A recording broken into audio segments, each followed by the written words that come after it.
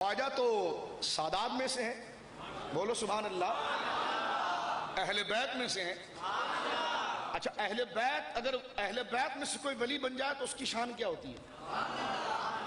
یعنی مولا علی کا بیٹا اگر ولی بنے تو وہ کیسا، اور کسی کو یہ نسب نہ ملے اور وہ ولی بنے تو کیا فرق؟ شاہ عبدالعزیز محدث دہلوی امام الہند سراج الہند حضرت شاہ ولی اللہ کے لخت جگر اور بڑے بیٹے ہیں، اور اہل سنت کی سب سے معتبر شخصیت ہے۔ دیوں کا سب سے بڑا مولوی مولوی سرفراز گکھڑوی اپنی کتاب اتمام البرہان جلد نمبر 1 میں لکھتا ہے کہ ہم دیوں کے نزدیک شاہ عبدالعزیز روحانی باپ ہیں۔ شاہ عبدالعزیز کوئی بات لکھ دیں تو ہم پر حجت ہوتی ہے، تو ہم نے کہا آؤ اب اسی شاہ عبدالعزیز کو ہم پڑھتے ہیں۔ ٹھیک ہے، یہ میں نے اس لیے پڑھا تاکہ مکمل طور پر ہر طرف سے بند کر دیا جائے کہ یہ حجت ہیں، یہ نہیں کہ آپ کہیں جو آپ پڑھ رہے ہیں، تو اس لیے میں نے سرفراز گکھڑوی کے اتمام البرہان کا حوالہ دیا۔ اب سنیے حضرت شاہ عبدالعزیز صاحب کیا جملہ لکھتے ہیں کہ جو سید ہوتا ہے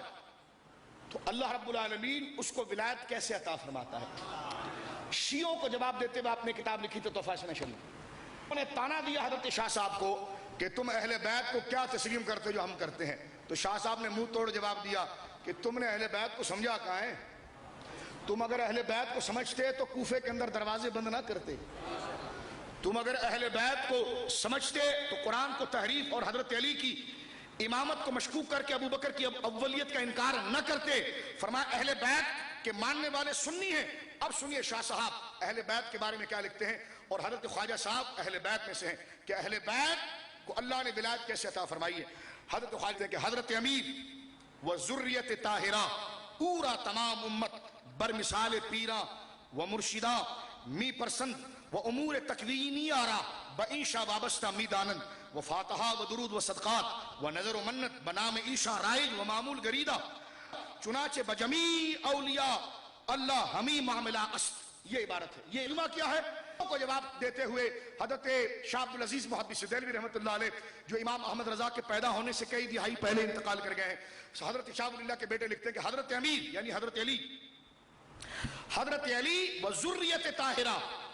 شاہ صاحب کہتے ہیں کہ حضرت علی اور ان کی پاکیزہ اولاد پورا تمام امت برمثال پیران و مرشدان می پرستند، فرمایا ان کو ساری امت اپنا پیر اور اپنا مرشد یقین کرتی ہے۔ حضرت علی کو اور حضرت علی کی جملہ اولاد کو شاہ عبدالعزیز صاحب کہتے ہیں کہ ساری امت مرشد یقین کرتی ہے۔ اچھا مرشد یقین کرتی ہے تو کچھ مانتی بھی ہے یا ایسی مرشد؟ شاہ صاحب لکھتے ہیں وہ امور تکوینیہ را بعیشہ وابستہ میدانند، ساری امت مصطفیٰ صلی اللہ علیہ وسلم حضرت علی اور ان کی اولاد کو مرشد یقین کرتی ہے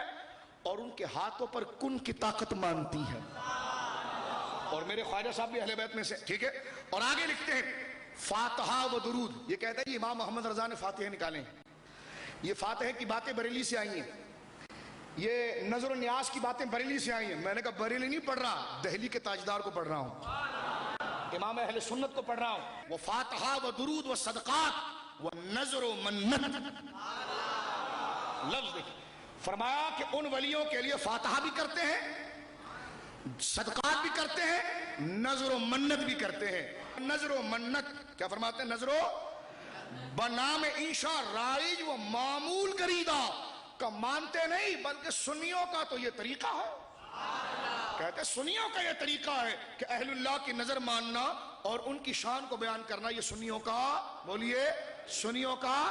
یہ طریقہ ہے۔ اب بتائیے خواجہ صاحب سے متعلق، اب یہ شاہ صاحب نے اہل سنت کا عقیدہ رکھا تو پھر کیوں نہ کہوں کہ میرا خواجہ غریب نواز ہے،